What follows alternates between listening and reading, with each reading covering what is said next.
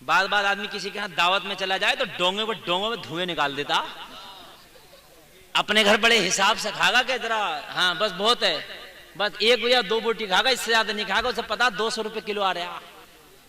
مگر جب کسی کے ہاں شادی میں بیٹھ جائے گا تو ڈونگوں میں دھوئیں نکال دیتا. دھوئیں اے لوگوں یہ بھی ناجائز ہے. جو تیرا کھانے کی لمٹ ہے اس لمٹ میں کھا, دوسرے کے گھر بھی. اس لیے کہ دوسرے نے جو انتظام کیا ہے, 1500 لوگوں کا انتظام ہوتا نا بھائی, میرے یہاں 1500 لوگ ہوں گے تو 1500 لوگوں کا اس خوراک کا انتظام کرتا جو خوراک گھر پہ کھائی جاتی ہے. وہ ناقے والی خوراک کا انتظام نہیں کرتا. ہاں وہ عام معمولی خوراک کا انتظام کرتا. ارے یار باورچی سے حساب لگواؤ, 1500 لوگوں کا کھانا کھایا جائے گا, کتنا اٹھے گا؟ تو وہ انسانوں کی خوراک کا انتظام کرائے گا, حساب بتائے گا, ناکے والی کا نہیں بتائے گا. بعض آدمی 2.5 کلو پہ ہاتھ پھیر رہا, سمجھ رہے ہیں, موٹا موٹا کھا رہا, باقی سب ٹیبل کے نیچے. سمجھ رہے کہ نہیں سمجھ رہے؟ اللہ اللہ, خیال رکھو ان چیزوں کا. کسی کے گھر میں دعوت میں جاؤ تو دعوت میں جانے کے بعد میں جو معمول تمہارا کھانے کا اسی معمول پہ کھانا کھاؤ. جس طریقے سے کھا تو کھانا کتنا بھی لذیذ ہو مگر معمول نہ توڑو.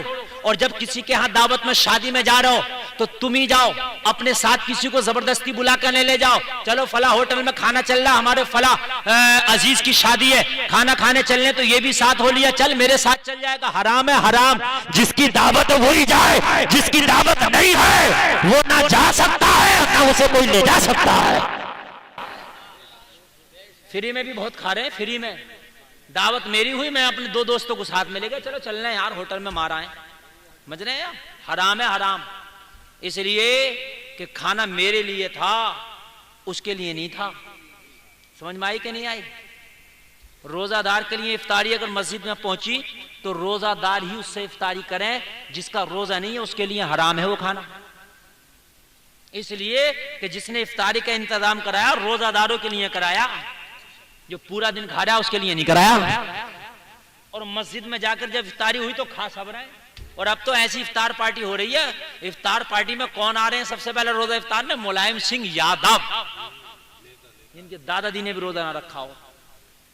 غریب کی افطار پارٹی تم نے نہیں دیکھی ہوگی اتنے بڑے پیمانے پہ جتنی امیروں کی افطار پارٹیاں چل رہی ہیں. جھوٹ تو نہیں بول رہا ہوں؟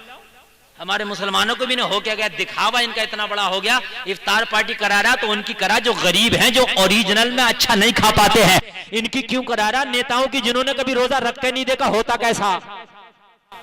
نیتاؤں کا چل رہا اخبار مارا افطار پارٹی افطار پارٹی افطار پارٹی ہے, یہ دکھاوا پارٹی ہے. نیتا جی ایک مریض کو اسپتال میں 1 کیلا دے رہے, میڈیا والا فوٹو کھینچ رہا, 1 کیلا 4 آدمی پکڑ کے ہاتھ سے دے رہے ہیں جیسے کئی کونٹل کا ہو. دکھاوے کی بھی حد ہو گئی. انسان اور جانوروں کا فرق بتا رہا ہوں. اچھی لگ رہی ہے تقریر؟ ماشاءاللہ ماشاءاللہ, بہت اچھا آپ سن رہے ہیں. بس سنیے, تھوڑی دیر اور آپ کی خدمت کروں میں, اور اللہ عمل کی توفیق عطا فرمائے. اللہ کی قسم میرا تقریر کا مقصد صرف اور صرف یہ رہتا ہے کہ میری قوم کی اصلاح ہو جائے. اگر آپ نے حلال کھانا شروع کر دیا تو خدا کی قسم ساری سمسیاں ختم ہو جائیں گی. اگر حلال کھانا شروع کر دیا تو ساری سمسیاں دور ہو جائیں گی. مین چیز یہ ہے کہ حلال نہیں کھا رہے ہیں ہم, کہیں نہ کہیں حرام ہے ہماری روزی میں. غور تو کیجئے, غور تو کرو. یہاں تو معاملہ یہ ہے, سرکاری نل آ رہا تو کوشش کر رہا ہے میرے گھر کے اندر لگا دے کمرے میں ہی پانی پیوں بس اس کا. یہ تو دیکھ اس پر حق کس کس کا ہے, جس کا حق ہے اس پر پہنچنا چاہیے. اللہ اللہ. اے مسلمانوں کان کھول کر سنو, انسانوں اللہ نے انسان بنایا, حرام اور حلال میں فرق پیدا کرو. جس دن آپ نے حرام اور حلال میں فرق پیدا کرنا شروع کر دیا اس دن سچے انسان نظر آؤ گے. سبحان اللہ سبحان اللہ. نہیں نظر آ رہے ہیں. سمجھ رہے ہیں کہ آپ نہیں سمجھ رہے؟ بات سمجھ رہے ہیں کہ نہیں سمجھ رہے؟ پتہ نہیں چل رہا ہے. ہائے ہائے, پتہ ہی نہیں ہے. معاملہ بڑا عجیب سا ہو گیا یار.